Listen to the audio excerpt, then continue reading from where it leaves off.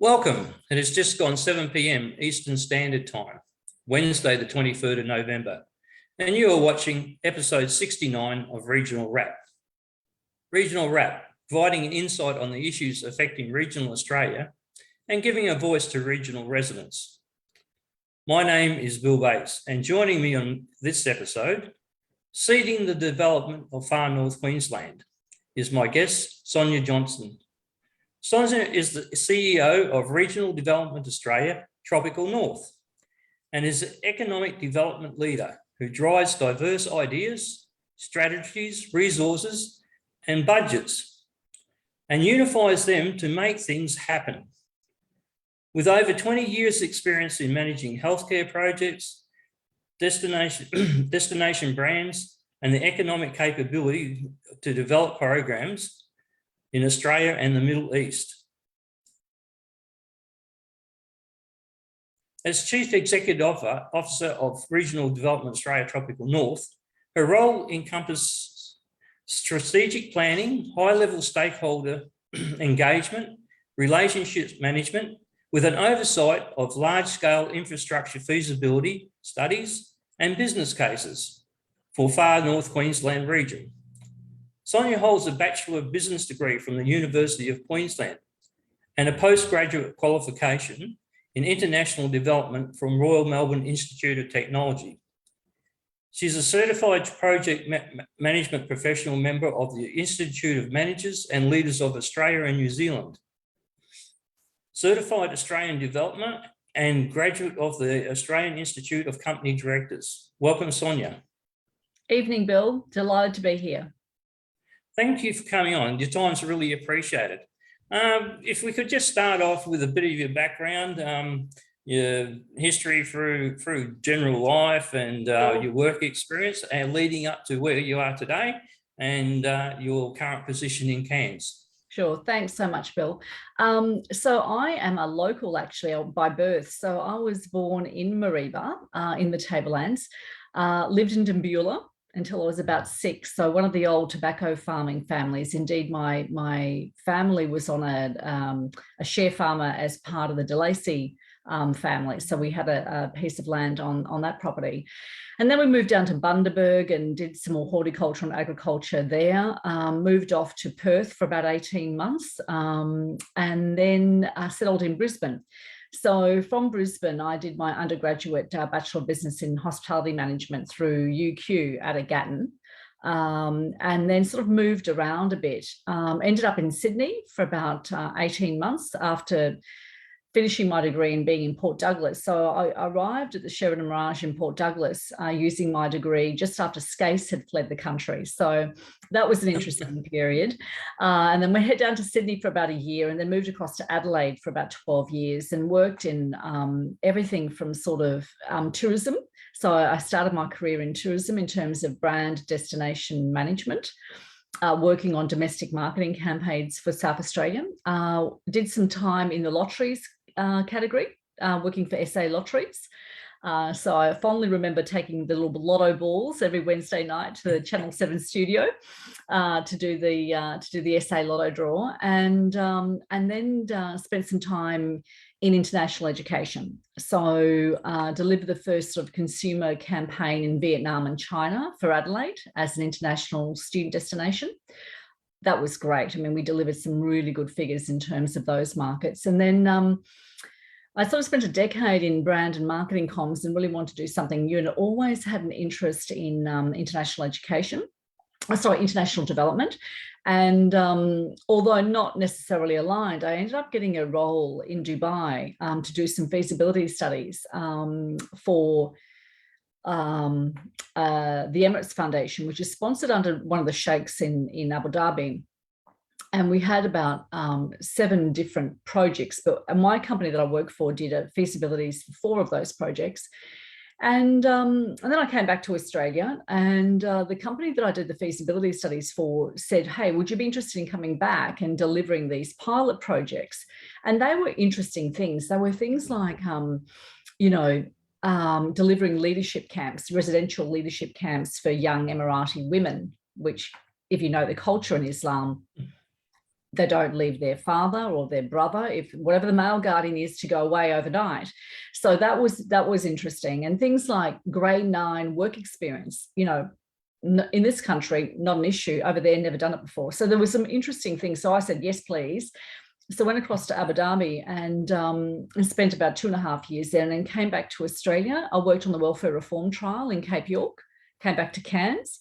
So spent a bit of time working on that with Noel Pearson and Gerhardt, and then the role around economic development came up, and I just love the notion of working with community, working with academia, civil society, private sector and government to affect change. So I had this role previously as CEO of RDA up here in Cairns between 2012 and 2015, and then went back to the Middle East, this time based in Dubai, and spent about 3.5 years there, working on healthcare projects and some stuff in oil and gas and bits and pieces, and then have come back to Mount Isa, working in healthcare there during COVID, which was interesting. I've never done disaster management before, so that was interesting. And then this role became available again in December 2020. So I applied and have come back last year. So I came back in February last year, back into the same role, really. So it's been quite diverse along, you know, 2 continents, and yeah, it's been good. It sounds like you're dragging the family around as well, you know. Yes. So my family sort of eventuated when I first got the call to Abu Dhabi, and I met my husband here just before I flew out. So, so that's been interesting. And our son was born in Abu Dhabi, actually. So, Well, just before we move on to your current role, I'm just interested in regards to, although you're only 6 and that, but do you remember anything about the tobacco industry up in Dimbula and that? Like, I do. As in sort of the characters that were there and the buzz that it would have had in those days? Yeah, I don't remember the characters. I do remember the on-farm machinery. And funnily enough, I mean, the Mariba Information Centre with the museum there, and the heritage sort of museum, is fantastic. And if anybody goes up to Mariba, they need to have a look at that, the displays at the Visitor Information Centre, because they do have a whole tobacco industry display. And I went up there last year with one of my board members, actually, Joe Morrow, who's with FNQ Growers and a range of other hats. And he was showing me around the museum, and I just went, oh my gosh, Joe, I remember this piece of equipment. I remember my father putting me in this tractor, and, you know, so I remember that, but I don't remember the characters really. I still think it's fairly sad that we wiped out a growers industry and a farming industry for virtual signalling, and then still allowed smokes to be imported or the tobacco leaf to be imported. So we sacrificed, you know, an industry, hundreds of people's jobs, their general wealth at that time, but we still imported leaf from somewhere else and made tobaccos. I don't know. I remember in the late 90s that Philip Morris was still making cigarettes down in Moorabbin in Melbourne. So it seems pretty pointless that you kill off this sector as part of your virtue signaling, but then you import leaf from somewhere from overseas. I don't get this, you know, the idea of sacrificing your own for just a bit of virtue signaling, but you don't correct the whole problem. Yeah, no, it is a bit odd, isn't it? But, you know, I guess at the time there was a real push, a bit like today with the coal companies, right? It's a bit of a push about not being part of the problem, right? But at the same time, you're actually importing all the stuff that still is the problem. So I'm not sure, you know, at the time why the decisions were made. But yeah, I mean, you know, but for us, I mean, we just moved down to Bundaberg and we did horticulture instead, you know, and sort of everybody moved on with their lives, I think. You just diversified into something new. So I think farmers are so resilient, you know. Oh, I think, well, they have to be. Yeah, exactly the right. weather, it's like all the problems with the weather throughout time, from the beginning of time. And they've had to deal with lots of adverse conditions, and they just have to get on with it. Yeah. If we can just talk about the role, I'll just show a screenshot now.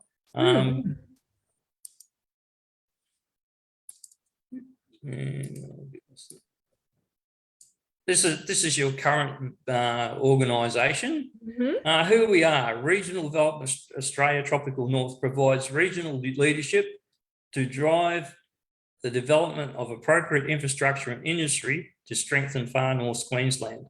Now, your Regional Development Australia Tropical North is one of about 70, I think, or no, 53. 53. 53. There's a fair few. I think there's 11 or 12 or more in Queensland, similar in New South Wales, and I think there's only about 8 or 9 in Victoria, but there again, it's a much more compact state. So you obviously got a federal overarching body. Can you tell us about the relation between the central control type, which is you probably report to government department there and a minister, and how that interaction works, and then say the interaction between other groups of your organisation? Of course, there's one down in Townsville, North Queensland one, and how much, and then maybe we can move on to organisations in far north Queensland that you interact on a regular basis. Yeah, sure. So I think there's 3 things there. The first one is around the RDA network. So was started back in the Rudd government, I think about 12, 13 years ago. So we are all, depending on what state or territory you're in Queensland, we're all independent organisations under the Associations Act. I have a voluntary board of 9 members at the moment. Actually, our chair position is vacant, which closes on Friday. So there's an expression of interest at the moment for our chair, which is ministerially appointed. So the minister appoints the chair. The minister at the moment is the Honourable Catherine King. However, she's delegated the duties for the RDA network to Minister Christy McBain. So we sort of have an operating agreement. Each of the RDAs has an operating agreement to deliver 4 things for the Commonwealth. They are, number 1, to facilitate economic development solutions that bring in jobs, investment, trade, local procurement. The second thing that we do is that we take all of the programs, grants, initiatives, research from the Commonwealth and bring it down to our communities and disseminate that information. The third thing we do is that we take local intelligence and feed that back up for policy decisions and investment decisions to the Commonwealth. And the final thing we do is that we need to develop a strategic regional plan if there is not one in your region at the moment. So that's sort of our remit under the operating agreement with the Commonwealth. We are very independent, I have to say, and we're non-membership based. So we're the only one in the region that is non-membership based. In terms of how we all interact and work with one another, we have a couple of things. In North Queensland, so from Rocky North, there's 4 RDAs for that region. We all work together for Northern Queensland issues, right? So anything that's sort of, particularly roads and transport corridors and things like that, and any consultation papers that affect, that we can provide a submission to, we will do that jointly. The other block of RDAs that we have is across Northern Australia. So there's 8 RDAs across the north, and we are called the Northern RDA Alliance. We are the secretariat for that alliance. Indeed, our next meeting is tomorrow. We have bi-monthly meetings. And we can call in all the ministers and senators that have an interest in the north. So again, that is another forum for where we are trying to support the white paper on Northern Australia and deliver key collaborative efforts across the north. So that's sort of the second part of that question. So we do work quite collaboratively together. And then the final part around who do we work with in our region itself. So apart from all the northern agencies around Office of Northern Australia, the Northern Australia Infrastructure Fund, Oz Industry, anybody who's got a role in the north, we work with everybody else. So Advanced Cairns, we have a good relationship with. We have a great relationship with FNQ, Regional Organisation of Councils, the Torres and Cape Indigenous Councils Alliance. You know, we work across really the 4 pillars of society, from universities, academia, to social services sector, to the government and private sector. So we do have a wide remit. our RDA is a little bit different to other RDAs in the country. We don't have a pure economic development focus. Our focus does include social, environmental, and cultural elements. And that is because, number one, we have 2 World Heritage listed areas in our region. And number 2, we have a large Indigenous population. So those quadruple bottom line focus for us is really, really important. I was interested there when you sort of spoke at North Queensland and worked in the words going down as far as Rocky and that.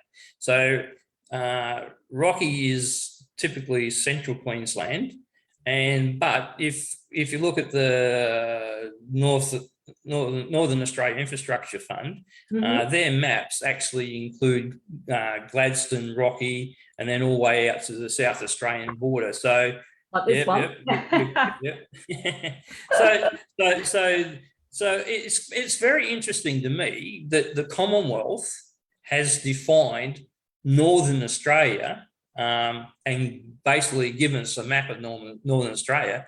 And it's also interesting to note the Treasury Department of Queensland, in its actions to work with the Northern Australia Infrastructure Fund and actually put it in parts of their legislation and action plans to support the Northern Australia Infrastructure Fund, actually recognises Northern Queensland as that area of Gladstone going across and then cutting all those LGAs that are in that. So I think it's a very interesting concept where a lot of people, talk about Northern Queensland and they sort of, maybe it's just below Townsville, or then some people include Mackay, and then some people around about Serena or something. But this is a very interesting concept. In 2016, they actually came out with that map and gave us really a clear guideline what Northern Queensland and Northern Australia is. And I think that's about the first time it's been done. Although we do know what the old Brisbane line was, and everything north of that was left to its own devices in times of hardship. We don't want that again. No, we don't. It is interesting. I think potentially, traditionally it was sort of Tropic of Capricorn north, and it's sort of gone a little bit south since then. You're right. But I think it's just trying to capture probably, populations and industries that would normally be aligned with the north. But from a northern perspective, there are so many same issues that we have. The Northern Alliance of RDAs are always talking about housing, roads, freight corridors, minerals, agriculture, water access and security, things like that, constant things that are repeated every meeting. So it's really good to be able to have that sort of... I think if you go back to the white paper on Northern Australia and its development, I think it goes back to about 2013 under Abbott. I think we first got a bit of a Guernsey. Do you think it's somewhat disappointing that we're 9 years on from that? And although the state governments and Commonwealth governments say, well, that's our future sort of thing, there's potential up there, but it's the funding for big projects is still sort of being bartered with as election functions rather than development functions for the greater good of Australia. And we've had an indication of projects come along, but then they don't get over the line. That's one of your part of your jobs to sort of make sure that if we start talking about Northern Australia, that we can get some of these things over the line in future. Yeah, look, I think that fourth part of our charter around a strategic regional plan is where it all comes into play. So we are currently in the process of developing a TNQ economic development strategy, and that is aligned at the moment. You're probably well aware that the FNQ regional plan, which is the statutory implement by the state, is being reviewed. So we are working very closely with the state to align the priorities in both documents, because then we can affect both treasuries, you see. So as part of the charter, the Commonwealth has always stated that the strategic regional plans by the RDAs are to inform investment making decisions. So that's the purpose of them. So we're working very closely with the state to make sure whatever's in their plan is in our plan, right, over the next few years. It's interesting in terms of, we did a piece of work last year around looking at the various regional plans that were in our region. There was 39 of them that we reviewed, which weren't just economic, they included environmental and all these other things. But one of the things that that we did, and Cummings Economics did a piece of work for us, Bill had looked at regions of a similar size of their infrastructure investment, right? And what he found was that the FNQ region was about $1 billion behind in infrastructure investment, okay, which is quite significant. So the importance of our economic development strategy really is about addressing some of those issues. But as you're probably well aware, I mean, the most recent budget from the Commonwealth has been quite good, the 22-23 budget. I mean, I'm looking at the figures now. We've got about nearly 700 million in terms of investment over the next 3 years. Things like the Cairns Marine Precinct, things like the CQU campus in Cairns, the Cairns Water Security for Cairns Regional Council. There's a lot of money, 189 million into the Great Barrier Reef, and things like the Kennedy Highway between Mareeba and Atherton and Sealing of the Utan Road. So quite a bit of money there. Prior to the new government coming in, there was the Northern Australia Development Program, and that really was brilliant because it was 112 million for the North, and it had two streams. One was obviously infrastructure, which is a 50-50 contribution, but the other one was around business cases and feasibility studies, which is so rare to get funding for those pieces of work. And that was the beauty behind the Northern Australia Development Program. Hugely oversubscribed. The 112 million went like that. And it was really good to be able to, at last, have some funding to be able to get some of these concept ideas off the ground, you know. And we did quite well out of the NADP. I'm trying to have a look at what we got. I think we got around about 20 million with 6 projects across the line. So that's really good. And I know that the Minister for the North has committed to the new Building Better Regions Fund, which is now being called Growing Our Regions Fund. And there's $1 billion in that, along with a growth partnership sort of precinct stream as well. So it's great that there's a renewed commitment for infrastructure across the North, but more importantly, we would really like to see that continued funding for business cases and feasibilities to get things off the ground. I mean, that's all very well and good, but what I don't see is wealth creation, growing the pie, and the potential that Northern Australia has got. I don't see any multi-billion-dollar projects coming to the regions. I mean, they can find what starts off as a $5 billion project that saves some people some time to go under the river on the Cross River Rail system. That will be 12 billion by the time it's finished. It will never generate a dollar of wealth. You know, it's a public transport thing. It will be a liability forever.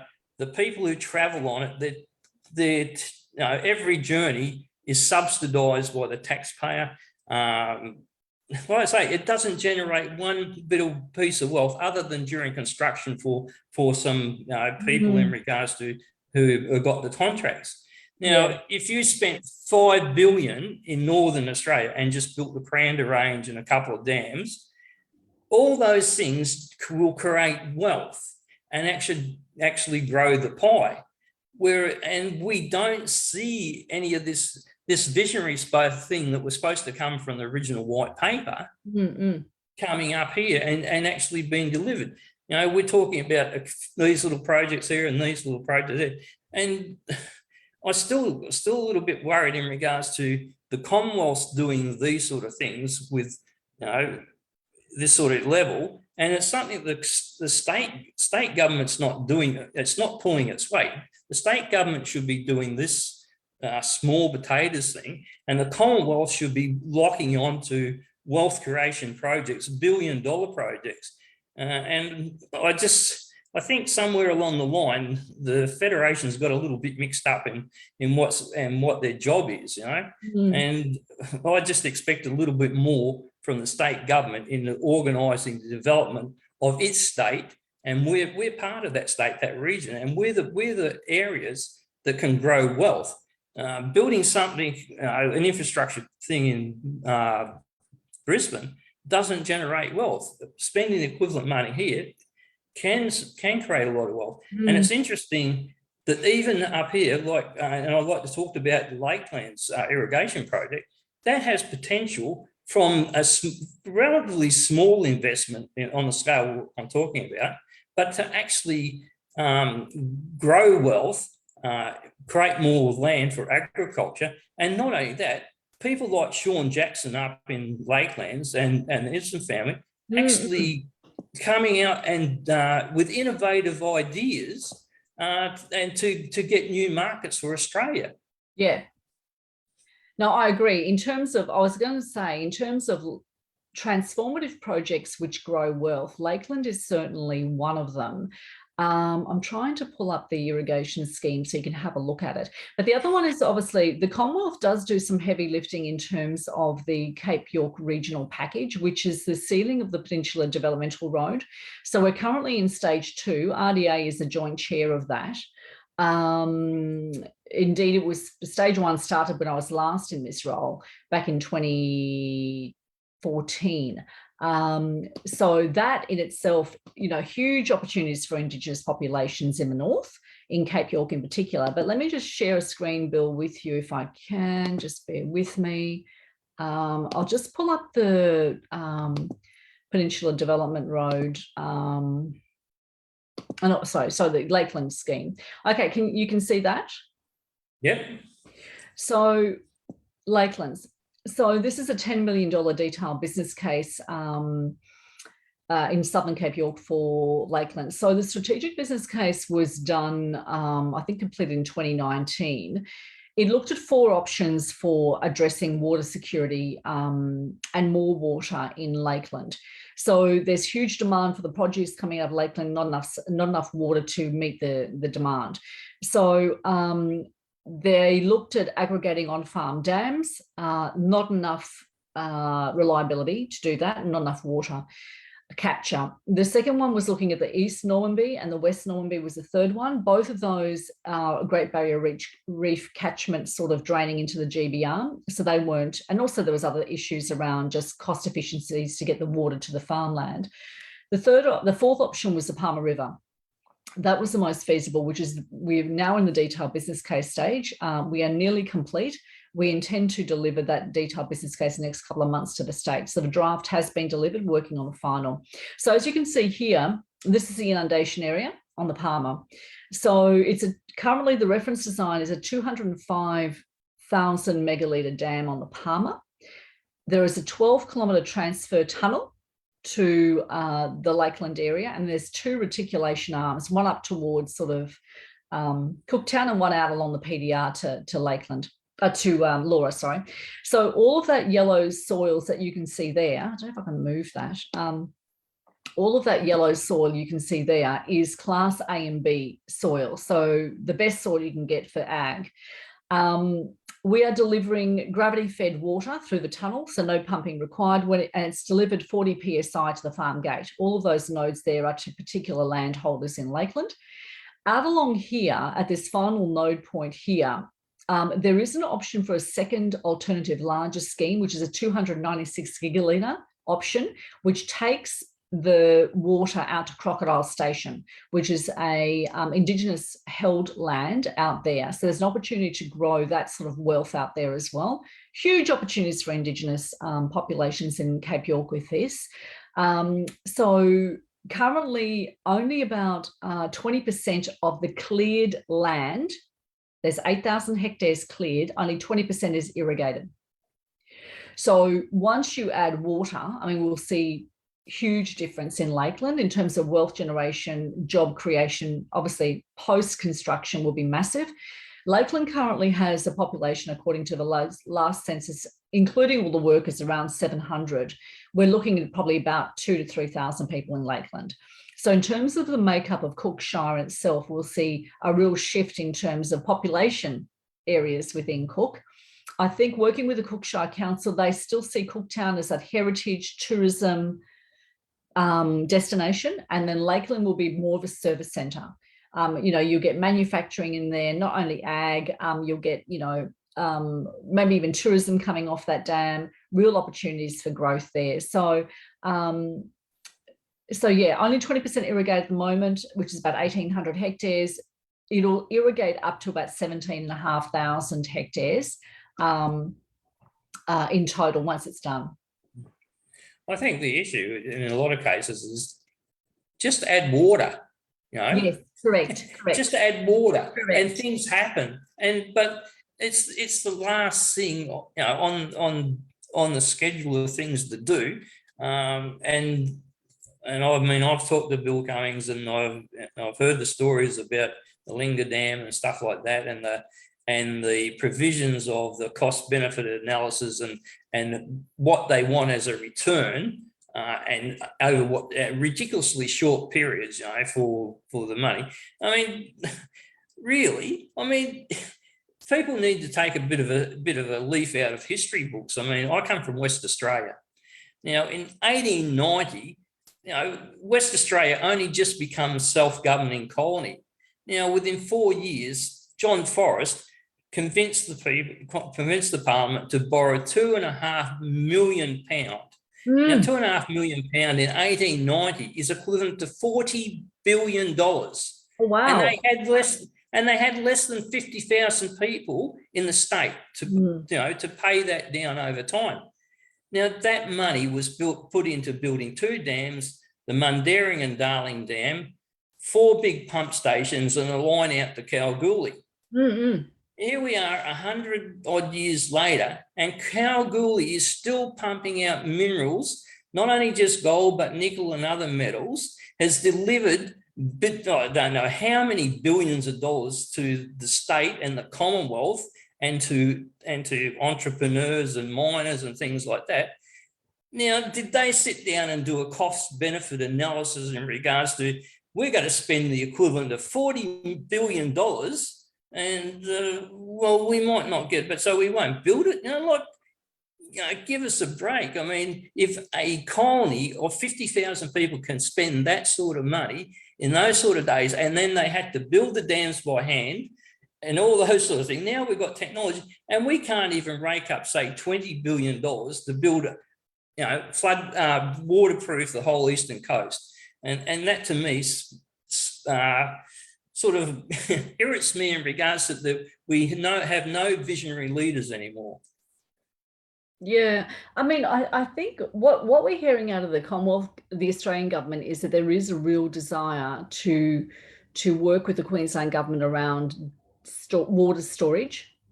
So that is a positive thing. My chair and I are in Canberra next week to talk to a number of ministers about this project, Lakeland, and also a number of other projects. But our role right now, if we look at the other economic development agencies in the region, we particularly post-COVID have been very focused on water access and security, because our view is that once you, as you said, once you get access to water, everything else will flourish. It's not just about ag.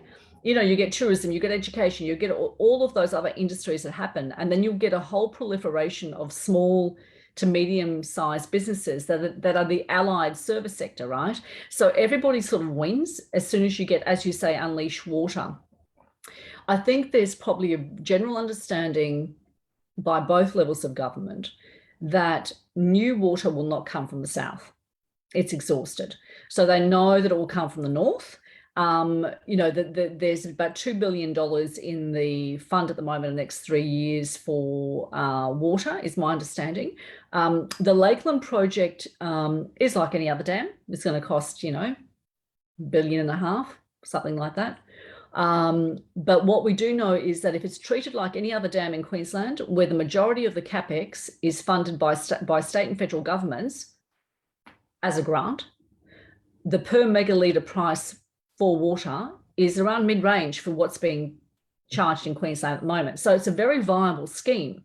And the thing about Lakeland, like any other agricultural producing area, is that you get this, it'll add to the food security issue for our country.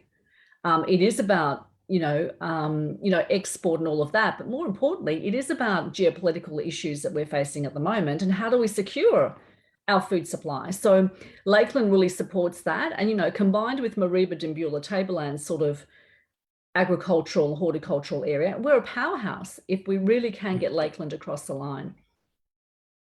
The other area, in 2017, I drove from Cairns out to Normanton, and I've been across the Nullarbor about 11 times, and that's pretty boring. Going from Cairns to Normanton a little bit better, but it was sort of surprised you drive, because I'll drive 8-10 hours sort of straight, other than filling up, and the landscape doesn't overly change too much along that way.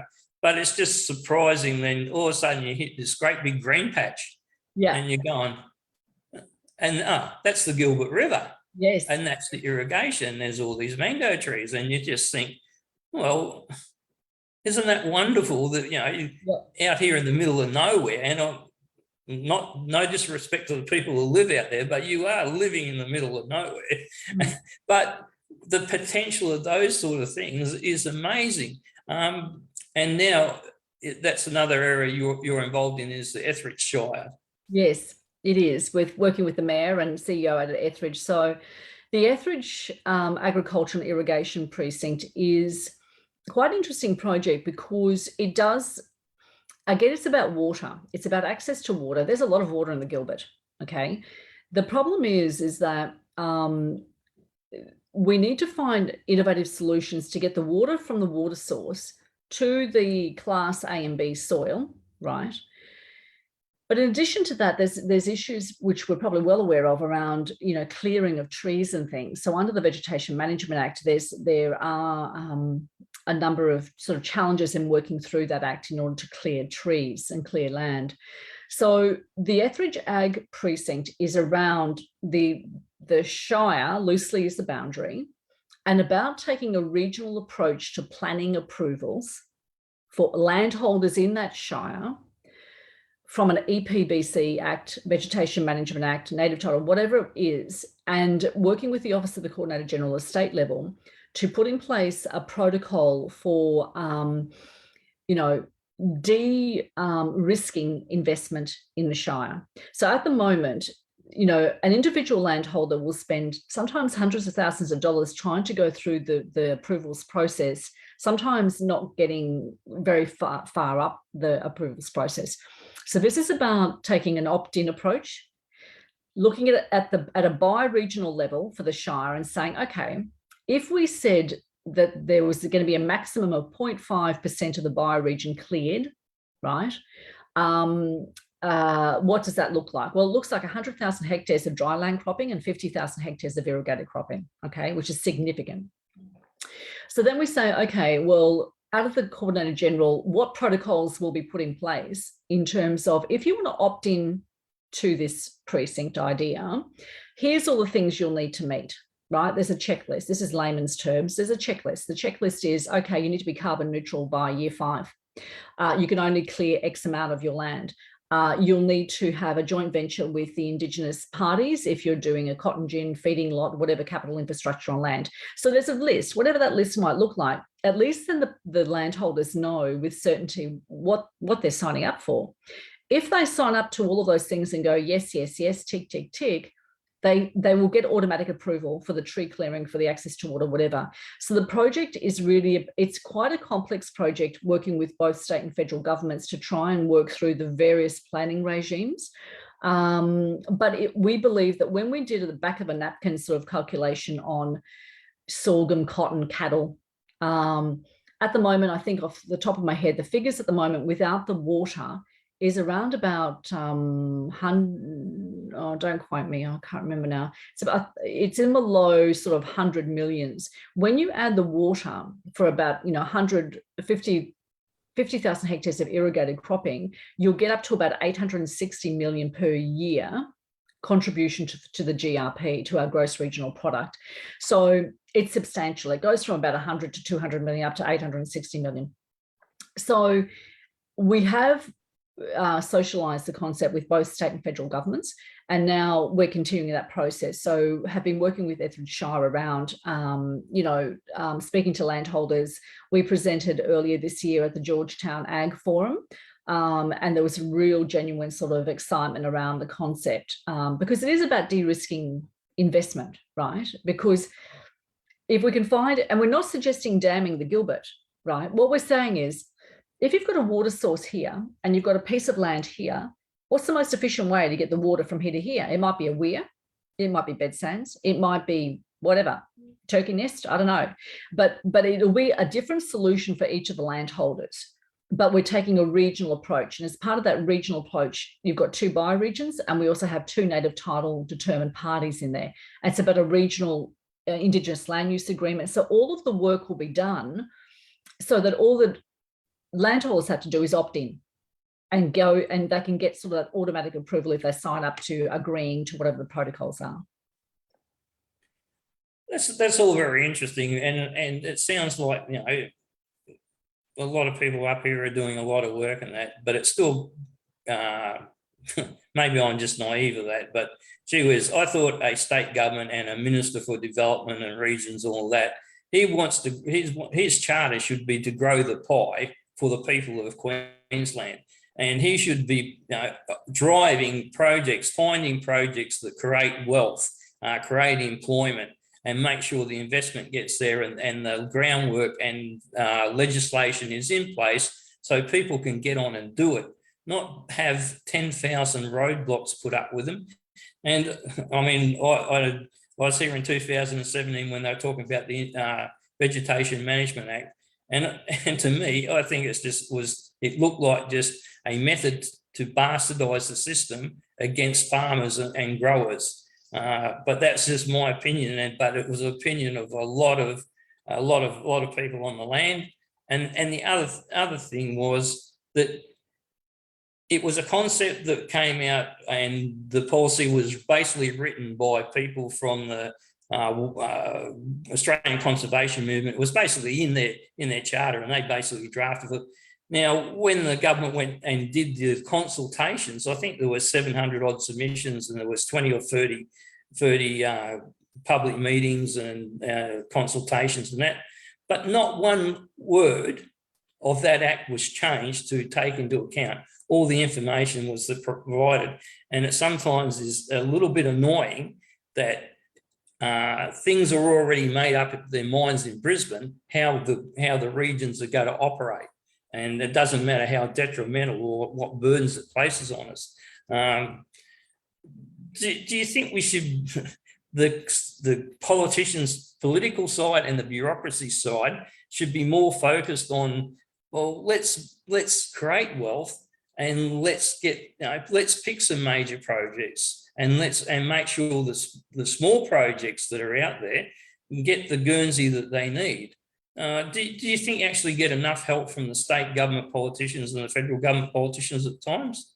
No, it's funny you say that, because I just literally last night answered a survey out of state development about their performance. But look, locally, yes, we do. I mean, we do get, I find working with the state has been really positive. I mean, the Vegetation Management Act is there for a reason. Okay, now, yes, we do have some obstacles within the Act, but at the same time, it is there for a purpose in terms of preservation as well. So it's a bit of a balancing act. We just need to be a bit careful about how we work through it, I guess.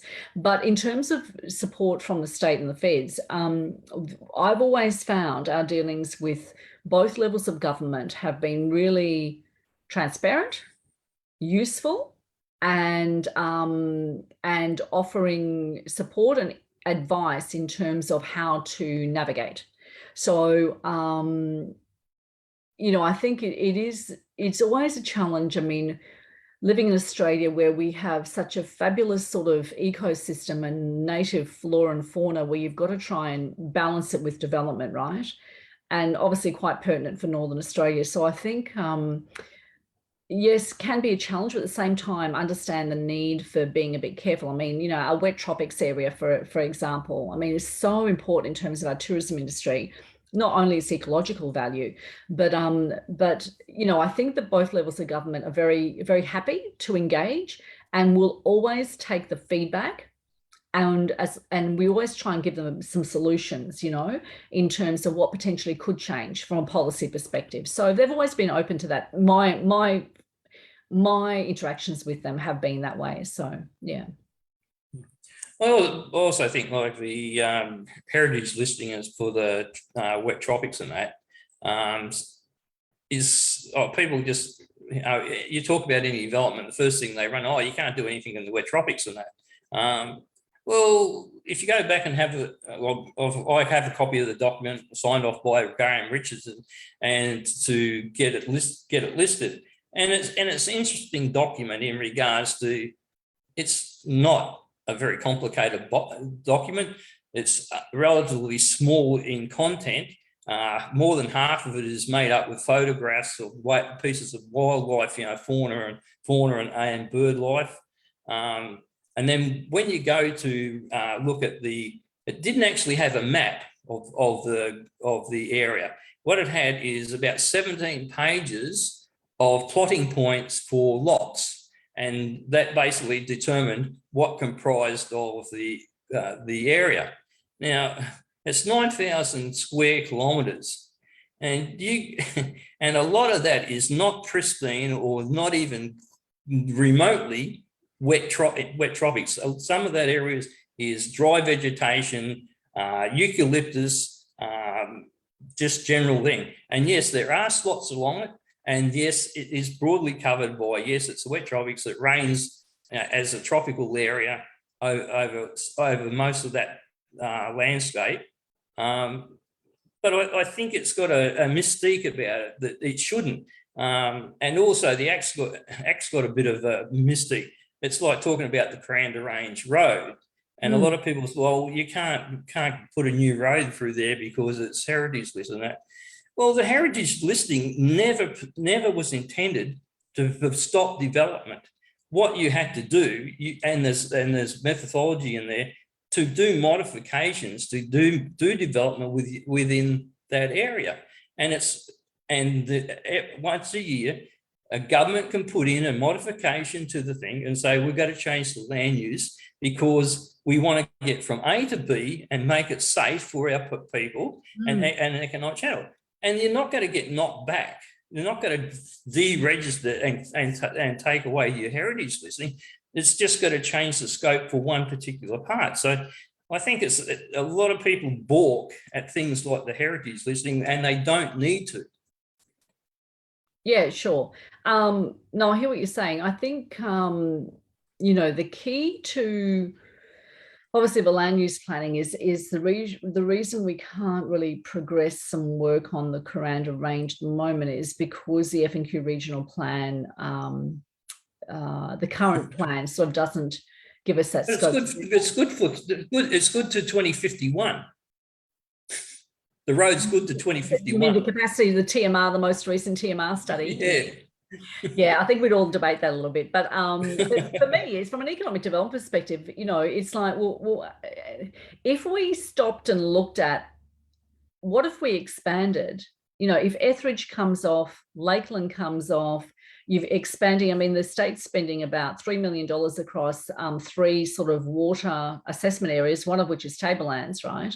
So there's a reason they're doing that. Okay, it's about trying to get more water up there. So all of this demand and pressure from potential agricultural precincts being placed up there will drive changes to transport corridors. So that's part of our strategy. It is really about getting access to secure water, and then everything from there will flow. So with the FNQ regional plan, I mean, FNQ ROC has been really focused on advocating, as we have and many others, around, ensuring that the plan is reviewed holistically and does take into account future growth, economically around our region. And then the fallout of that will be road corridors. So we're hoping that we'll see some changes there. Well, it's quite interesting. If you look at the case of Toowoomba and the interconnector, not only have they got one major road but they actually got 2 now.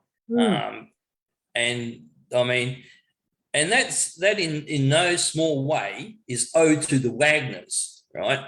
the driving force into Woomera was the Wagner. They went in as a private company, built the first airport by private, and so everything came on that. Now, it's somewhat grating. We've talked about Northern Australia becoming a powerhouse and the white paper and that, but you want to grow this and you want to grow that and you want to improve things and create wealth, but then you can't even see the vision that let's put in an interconnector from Cairns Tablelands to the Cape to make that happen. Like, there's no reason to wait. There's no reason to wait until industries can't deliver its crop anymore because the road is garbage. The thing is, you start doing that well before the hand, so it's sort of, we'll come along, but you've got to fill up the cart, and then then we'll hook up the cars to come up and the wagons that bring your produce. That's not government planning to me. That's government being dragged by the nose. Can't you see that this is happening? You need to build this road. And now, not only this, we're talking about a space industry up on the Cape as well. And we've got a saber rattling China, and we've got a major Air Force facility up at Sugar, I think it is. Isn't it Sugar up there?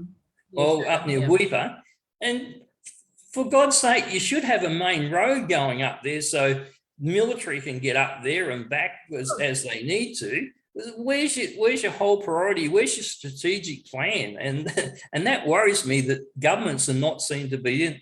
And it's people like yourself and Sean Jackson and that are sort of, doing the running and grunting and build the thing, and then that gradually dawn on them down in Brisbane and Canberra. Oh, maybe we should be more active up here and get more things done. Well, I think that, look, our economic development strategy we're developing will address all those issues. So the Peninsula Development Road ceiling, I think stage 3, we're meeting with the minister next week and having a chat around future funding for stage 3. There's about, I can't recall how much now, I think there's just over 50 Ks left to seal. I can't remember now. But they are the more difficult pieces of road. So, but I agree with you. Defence in terms of national sovereignty and the stuff that's happening at the Space Centre Australia up in Weipa. You've got Sugar. You've got the Space Centre and satellite launch facility potentially happening, and you've got Weipa deep water port. Huge assets there, huge assets. So the road needs to be sealed. I think that, we'd support Warren Entsch's view and FNQ Rock's view around that 210 million that the federal government has allocated to Kuranda Range. We'd like to see 22 million of that put aside to the strategic assessment of needs. So that is about doing a proper study to say, what is the solution? What is it? It's great that they're doing safety upgrades and all of that, but really we need some of that money put aside to do the piece of work that says, what is the alternative solution to address the issues on Kuranda Range? So that would be ideal. And I think that in parallel with the FNQ regional plan, which is a land use planning instrument, will bode well. So. But that strategic thing belongs inside the Commonwealth government to come up and push those and drive those initiatives. And like I say, to me, they seem to they've got to be dragged along. And the potential development road, I drove up that in 2017, and it was a nightmare going up there. And I think there was it changed 26 times between corrugated gravel and pieces of tar. Sure. Right. And whoever organised that project, well, I'm sorry to say, you're not very smart. You're trying to work on the current road, right, and patch it up. And well, actually, they're not. They at that stage when I drove it, they were doing the new parts, and the corrugated parts were turning into a nightmare with big dust holes and things like that. Now, considering the land up there, it would have been just a smart idea to just build a parallel road, a brand new road in parallel with the existing road, and let the traffic flow and all that sort of thing. And then maybe when you got the new road, the old road, you can let it deteriorate for a while, but that pathway can always be there for the future for an upgrade for maybe one day we'll need a dual carriageway up there or something like that. But to me, the funding, as it's a drip feed. You've got an important strategic project to get from Cairns to this up to Weeper. It shouldn't be a drip feed. Here's couple of $100 million. The whole point is that the whole thing should have been allocated, like if it was going to be 4 billion or something like that, put the money, put it into the reserve or whatever you go, allocate it and do the job. I mean, but depending, wondering if you're going to get the next lot of money and then picking as people from South Australia in the first place to start building it initially that didn't have any idea what the wet tropics was like and got into all sorts of bother instead of getting people who are actually familiar with the area to do the job. It was just a bit of disaster, but that's just by and by. But I think if you're going to do large scale projects, it shouldn't be a drip feed system. It's like how the Bruce Highway, that's been a 50-year, 60-year drip feed, hasn't it? And we're still waiting for it to be upgraded to a dual carriageway. And that's the sort of treatment we're getting. And yes, we need people like Advanced Cairns, Regional Development Australia, Townsville Enterprises and all those things. But it still worries me that we don't seem to really have the real support or drive from the two governments, and it seems to just run on election cycles rather than sort of, well, let's have a grand plan for wealth creation. Look, I think in terms of the sealing of the Peninsula Developmental Road, I mean, if they put, they can only really put the budget forward estimates for a 3-year cycle because of the way that the elections go. But I mean, if we put $4 billion, for example, into the PDR over a 3-year term, I don't think TMR would have the capacity to deliver $4 billion. No, they wouldn't be able to spend it. But the money would have to be guaranteed. Right? Yeah. But it just seems to be drip fed, and that's not a very good way of doing it. Yeah, look, I know what you're saying. I think, like I said, at stage 3, we're hoping to get to speak to the ministers next week about that. And hopefully, I think the current stage 2 funding will be consumed by 24. So we're looking for the next tranche of money to do that final sealing, hopefully. But yeah, no, I think, well, since 2017, I think the road's been a bit better since then, certainly with more of the sealing happening now. But I think it just goes back to, I do think that there really is a desire between both state and federal governments to work together collaboratively to address infrastructure. I really do get that sense for the first time in a long time. I think with the FNQ regional plan being reviewed, and then also with our Commonwealth sort of plan in terms of our strategic regional plan, both aligned will be quite powerful for our region. So yeah, looking forward to next week's meeting in Canberra. Actually, it was quite interesting going up to Weeper in 2017 and talking to the locals. A lot of them weren't in favour of the road being upgraded. Oh, is that right? Yeah. Because it's such a great lifestyle. I mean, you get there, now people are either getting ready to go fishing, coming back from fishing, or out fishing, right? And you go down to the launching area and there's heaps of people going out there.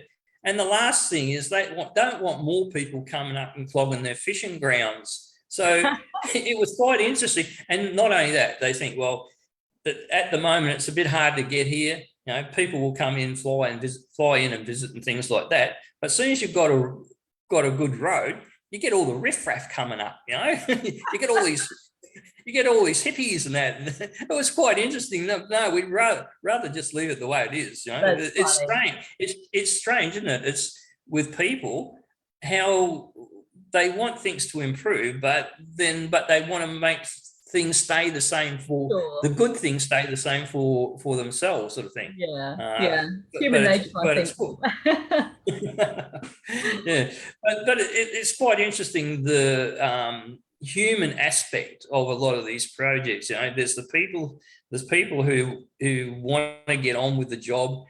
create wealth, improve things and that. And then there's other people who don't want to see disturbance and change, you know. Yes. Yes. And I think it's very interesting too. Now, I think a lot of people talk about, you know, you've got to be careful of the Vegetation Management Act and all these sort of things. But I think a lot of people are also getting upset that for renewables, it doesn't seem to have the same barriers. I mean, we've got situations now.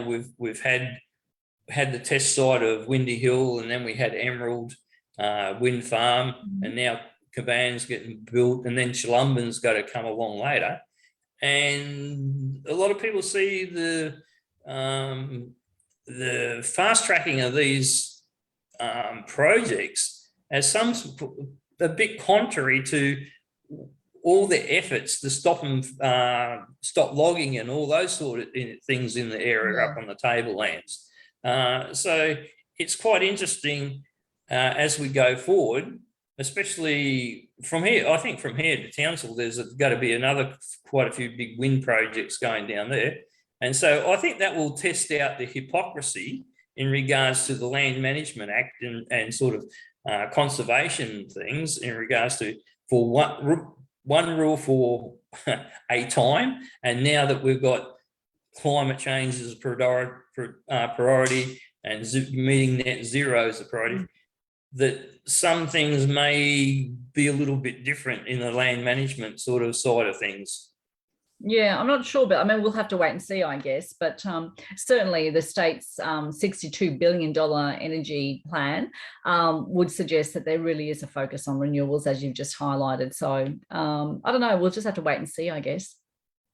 I suppose the other thing is interesting too is Gladstone's putting their hands up for hydrogen, and Townsville is talking about hydrogen and other projects, but that doesn't seem to be in our mix, the industry mix. I mean, right, we're putting up some wind farms, but we don't seem to be getting into that creating energy for export and all these sort of things. Do you think that will something that will come eventually, or it's something that will be bypassed in our region?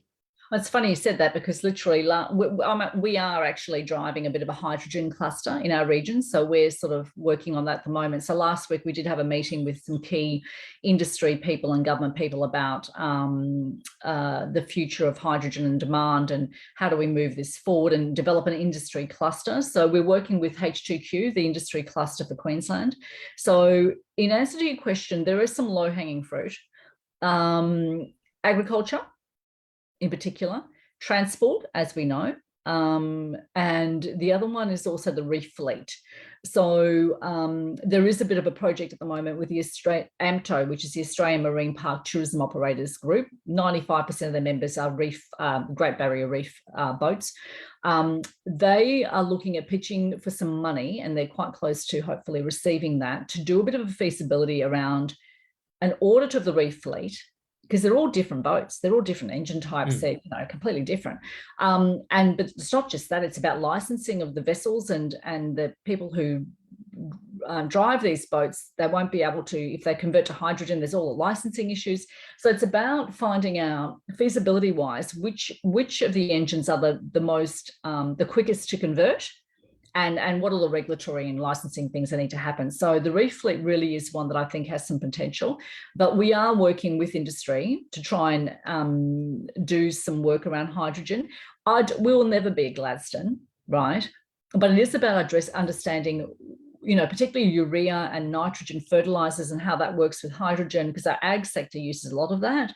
So it is about what is there in the region that potentially we could use and we could provide for. So that's in its infancy at the moment.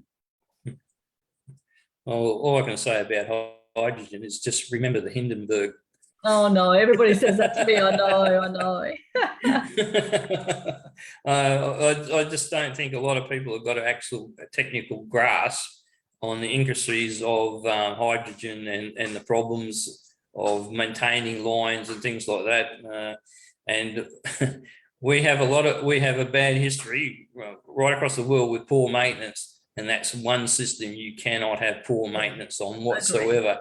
So anyway, look, Sonja, look, it's gone past the hour. I've really enjoyed tonight's talk. Thank you, I have, Bill. Yeah. I would, as you get other projects coming on and maybe come back and talk about a specific issue, whether it's maybe the development of a little bit of a hydrogen hub or some activity or other interaction with the governments to bring more wealth creation to our area, be very welcome. And if you ever get a hint that something's got to happen with the Kuranda Range, really, I will let you know. That would be most welcome.